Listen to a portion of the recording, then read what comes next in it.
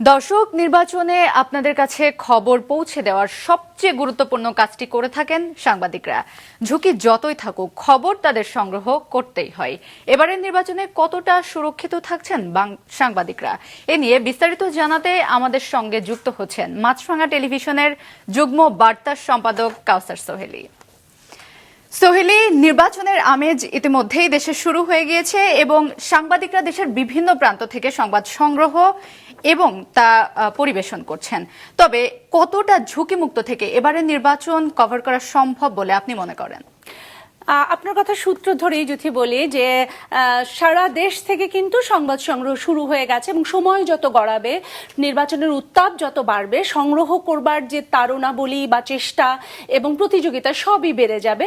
এবং সেটার সূত্র ধরেই ডিজিটালি রাইটস নামের একটি প্রতিষ্ঠান, তথ্য এবং গবেষণা প্রতিষ্ঠান, ওরা কিন্তু একটি সমীক্ষাও করেছে যেখানে স্পষ্ট জাতীয় সংসদ নির্বাচন 2026-এ সাংবাদিকদের জন্য কতটুকু আশঙ্কা আছে সংবাদ সংগ্রহ করতে গিয়ে বা সংবাদ নিয়ে, সেটি কিন্তু তারা স্পষ্ট কিছু তথ্য তুলে ধরেছে। আমরা সেটা দর্শকদের সাথেও বলতে পারি। সাংবাদিকদের জন্য হামলার আশঙ্কা যেটা তারা বলছে, সেটার মধ্যে সবচেয়ে বড় আশঙ্কা হচ্ছে শারীরিক এবং অনলাইনেও থাকছে এই আশঙ্কার কথা বলা হচ্ছে। এবং এখানে কিন্তু একটি বড় প্রসঙ্গ হচ্ছে এই হামলায় প্রতি 10 জন সাংবাদিকের মধ্যে 9 জনই মনে করছে, অর্থাৎ 90% মনে করছে যারা তারা কোনো না কোনোভাবে শারীরিক হামলার শিকার হবেন। এবং এই যে শারীরিক হামলার মধ্যে যে 90% ভয় পাচ্ছেন, তারা কিন্তু শারীরিক হামলার মধ্যে কিছু ভাগও তৈরি করেছেন যে কোন ধরনের হামলাগুলো বেশি হবে। সেই শারীরিক হামলার মধ্যে কিন্তু যে বলা হচ্ছে 9 জন যে আশঙ্কা করছেন, তারা কিন্তু মৌখিক হেনস্থাকে বেশি ভয় পাচ্ছেন। তারা ভাবছে যে যেমন ধরেন যখন নির্বাচন কাভার করতে যাবে, তখন স্পটে গিয়ে তারা বিভিন্ন ধরনের হেনস্থার শিকার হচ্ছেন, তাদেরকে বাধা দেওয়া হচ্ছে, এমনকি সংবাদ সংগ্রহ করতে গেলে বিভিন্ন ভয় ভীতিও দেখানো হচ্ছে। সেই ভয় ভীতির ভয় পাচ্ছেন 71% সাংবাদিক। এই সাংবাদিকদের মধ্যে কিন্তু এই যে ডিজিটালি রাইটস যে সমীক্ষাটি করেছে, তার মধ্যে 210 জন সাংবাদিকের সরাসরি কাছে গিয়ে তারা তথ্য নিয়েছে। তার মধ্যে বেশিরভাগই কিন্তু স্থানীয় সাংবাদিক, তাদের মধ্যে দিয়ে এই তথ্যগুলো বেশি এসেছে। এবং তার মধ্যে একটা বড় অংশ কিন্তু আছে যারা নারী সাংবাদিক। এই নারী সাংবাদিকদের 50% মনে করছে যে তারা যৌন হয়রানির শিকার হবে। মনে হতেই পারে যে স্পটে কাজ করতে গিয়ে যৌন হয়রানি সেটা কিরকম। মেয়েদেরকে একটা বাধা দেওয়ার বড় সূত্র হচ্ছে গায়ে হাত দিতে পারে, ধাক্কা দিয়ে সরিয়ে দিতে পারে, উস্কানিমূলক বক্তব্য দিতে পারে। এবার যেহেতু অনেক ধরনের প্রসঙ্গ চলে আসছে, অনেক ধরনের মতাদর্শ আসছে, সেই সব প্রসঙ্গগুলো ধরে বেশিরভাগ নারী কর্মীরা মনে করছেন যে তারা যৌন হয়রানির শিকার হবে এবং 40% মনে করছে তারা যৌন নির্যাতনেরই শিকার হবেন। যৌন নির্যাতন একজন সাংবাদিক স্পটে গিয়ে শিকার হবেন কিভাবে, প্রশ্ন আসতেই পারে। সেখানে তারা বিভিন্ন ধরনের বাধার শিকার হতে পারেন, তাদের শরীরে হাত দিয়ে ধাক্কা দেওয়া হতে পারে। আরেকটি বড় বাধা কিন্তু যারা টিভি সাংবাদিকতা করেন, তাদের ক্যামেরাম্যানকে আঘাত করা এবং গণমাধ্যম কর্মীর উপর যখন আঘাত আসে, তখন কিন্তু যখন একসাথে কাজ করে, দুটাই আঘাতই কিন্তু সমানভাবেই, খবরের উপরই আঘাতটা আসে কিন্তু আসলে আসে সেই ব্যক্তির মধ্যে দিয়ে। আরেকটি বড় প্রসঙ্গ এবার প্রথমবারের মতো আসছে, সেটা হলো অপপ্রচারের আশঙ্কা। যে সাংবাদিকরা কাজ করেন মাঠ পর্যায়ে, তারা ভাবছেন যে 75% গণমাধ্যম কর্মী মনে করেন যে তারা অপপ্রচারের আশঙ্কার শিকার হবেন এবং এই অপপ্রচারের শিকার হয়ে তারা সংবাদ থেকে যেমন দূরে সরে যাবেন, তেমন পেশাগত ক্ষেত্রেও তাদের চাপ আসবে তারা অনুমান করছেন। এবং নতুন একটি বিষয় হচ্ছে হ্যাকিং এর আশঙ্কা করছে যে 65% মনে করছে তারা হ্যাকিং এর শিকার হবে। এবং হ্যাকিং এর ক্ষেত্রে যে আশঙ্কাটা তারা করছে, সেখানে আসলে উগ্রবাদী ধর্মীয় গোষ্ঠী এই প্রভাবটা তাদের উপর বেশি ফেলবে এবং এখানে রাজনৈতিক তকমা, ট্যাগিং, গণমাধ্যম বা সাংবাদিককে লক্ষ্যবস্তু বানিয়ে অপপ্রচার, এরকম পরিস্থিতি তৈরি করা হতে পারে। এই বিষয়ে আরো জানতে আপনি নিশ্চয়ই আমাদের বার্তা কক্ষে যাবেন এখন। সেখানে আমাদের সঙ্গে আছেন রেজওয়ানুল হক। আমরা যেহেতু রেজওয়ানুল হক শুধুমাত্র মাছরাঙা টেলিভিশনের বার্তা প্রধান নয়, উনি অনেক সিনিয়র সাংবাদিক। আমরা তার কাছে জানতে চাই যে আপনি যে সংগঠনগুলো আছে বা প্রাতিষ্ঠানিক যে অবস্থানগুলো আছে, সেখান থেকে গণমাধ্যম কর্মীদের এবার নিরাপত্তার জন্য কি ধরনের ব্যবস্থাপনা নেওয়া দরকার আপনি মনে করছেন? ধন্যবাদ সোহেলি। আপনি নিজে যে তথ্যগুলো এতক্ষণ দিলেন, তাতে দেখা গেল যে নির্বাচনের সময় সাংবাদিকদের উপরে হামলার আশঙ্কা, শারীরিক হামলার আশঙ্কা প্রায় 90%। এবং আমরা এই শুধু গবেষণার বিষয় না, আমরা যদি অতীতের নির্বাচন সময়গুলো দেখি, যে সমস্ত গোলযোগ হয়, নির্বাচনী গোলযোগ হয়, তার মধ্যে শুধু প্রার্থীরাই যে ইনভলভ থাকেন বা তাদের সমর্থকরা যে থাকেন তাই না। আপনারা জানেন যে সাংবাদিকদেরকে মাঠে নেমে, প্রার্থীরা যেমন তাদেরকে মাঠে নেমে ক্যাম্পেইন করতে হয়, আর একইভাবে সাংবাদিকদেরকেও মাঠে নেমেই সেই নির্বাচনী খবরাখবর সংগ্রহ করতে হয়। এবং সেক্ষেত্রে দেখেন প্রত্যেক প্রার্থী চান বা তার সমর্থকরা চান যে সাংবাদিকরা যেন তাদের পক্ষে থাকেন, এটা একটা তাদের চাওয়া।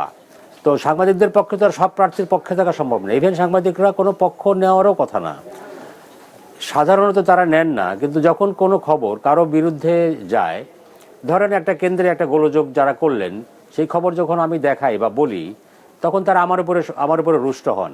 তো এরকম সাংবাদিকরা সবসময় ইলেকশনের টাইমে খুবই ঝুঁকির মধ্যে থাকেন, এবং এই ঝুঁকির মধ্যে থাকার সময় আমাদের সাংবাদিক মিডিয়া হাউসগুলোর দায়িত্ব আছে এই ব্যাপারে অনেকখানি।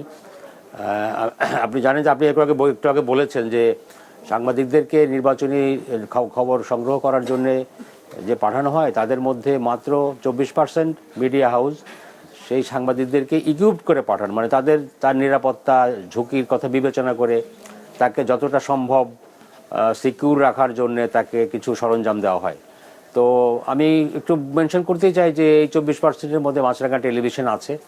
তো আমরা অন্যান্য আমাদের যে সংগঠন BGC, Bangladesh broadcast journalist centre, আমাদের পক্ষ থেকে আমরা এই জিনিসটা মেনশন করেছি মিডিয়া হাউসগুলোর কাছে, এই কথাটা বলেছি যেন অনিরাপদ অবস্থায় কোনো সাংবাদিককে যেন ফিল্ডে না পাঠানো হয়। এটা আমাদের একটা বড় দাবি এবং কনসার্ন। আমরা এই বিষয়টার উপর জোর দিচ্ছি, এবং আমি এখনও আপনার মাধ্যমে সকল মিডিয়া হাউসের প্রতি বা যারা দেখছেন তাদের প্রতি আমার আহ্বান বা অনুরোধ থাকবে যেন সাংবাদিককে যখনই আমি মাঠে পাঠাবো, তাকে যেন আমি নিরাপত্তা ব্যবস্থা সহ পাঠাই। এই কাজটা এখন 24% হাউস করে থাকে। আমি আশা করব যে এবারকার ইলেকশন কিন্তু আমরা সবাই জানি খুবই ঝুঁকিপূর্ণ একটা অবস্থার মধ্যে হতে যাচ্ছে, কারণ স্বয়ং নির্বাচন কমিশন বলেছে যে এইবারকার নির্বাচন হবে সবচেয়ে কঠিন, রাজনৈতিক দলগুলোও বলছে। তার মানে এখানে ব্যাপক গোলযোগের আশঙ্কা করা হচ্ছে। এই অবস্থায় যখন আমরা ফিল্ডে যাব সংবাদ সংগ্রহের জন্য, তখন যেন আমাদেরকে প্রত্যেকটা হাউস তাদের যতটুকু নিরাপত্তা দেওয়া দরকার সেই ব্যবস্থা যেন করে তাদেরকে মাঠে পাঠানো হয়। তো আমাদের এই শুধুমাত্র যে আপনি শারীরিক হামলার ব্যাপারটা না, আমাদের আপনি দেখবেন আপনি অনলাইনে হুমকির ব্যাপার আছে। অনেকে নারী সাংবাদিকরা অনেক সময় আপনার যৌন হয়রানির শিকার হন। তো এই বিষয়গুলি যখনই ঘটে, তখন যদি হাউসগুলো এই বিষয়ে প্রতিকার ব্যবস্থা না করে বা তার পাশে না দাঁড়ায়, তখন কিন্তু সাংবাদিকদের মনোবলটা নষ্ট হবে।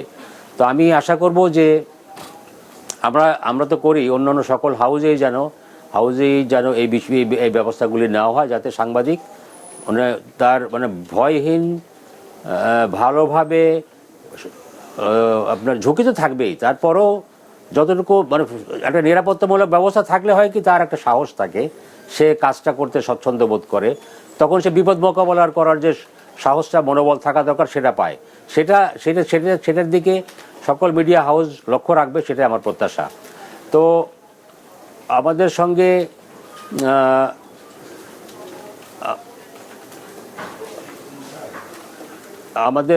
আমরা নির্বাচন কমিশনের এই ব্যাপারে একটা দায়িত্ব থাকে। শুধুমাত্র মিডিয়া হাউসগুলো যে যথেষ্ট তা না, আমি মনে করি যে বিভিন্ন নির্বাচনী ধরনের সাংবাদিকদের জন্য আচরণবিধি করা হয়েছে। সাংবাদিকরা আরও নানান ধরনের সমস্যার সম্মুখীন হন। তারা অনেক সময় অতীতে দেখা গেছে যে কেন্দ্রে তাদেরকে সাংবাদিক হিসেবে পাস দেওয়ার পরও তারা কেন্দ্রের ভিতরে ঢুকতে পারছেন না, গেটেই পুলিশ তাদেরকে আটকে দিচ্ছে।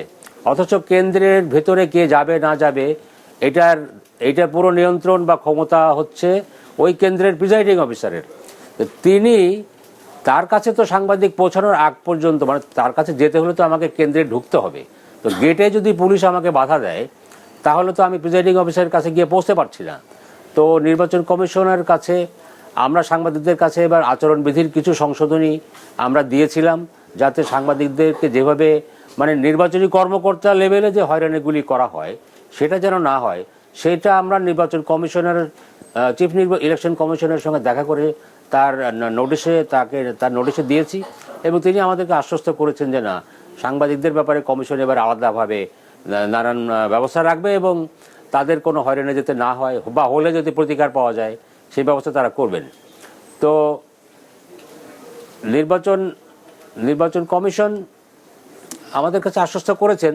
তারপরও আমরা আশা করি যে আমাদের সাংবাদিকদেরকেও কিছু দায়িত্ব কিন্তু রয়েছে। আমরা যেমন ধরেন, আমি যে কোনো জায়গায় চাইলেই কেন্দ্রের ভিতরে যে কোনো জায়গায় আমি যেতে পারবো না। যেখানে ভোটাররা সিলটা দেন ব্যালট পেপারে, সেখানে কিন্তু আমাদের যাওয়ার কোনো রাইট নেই।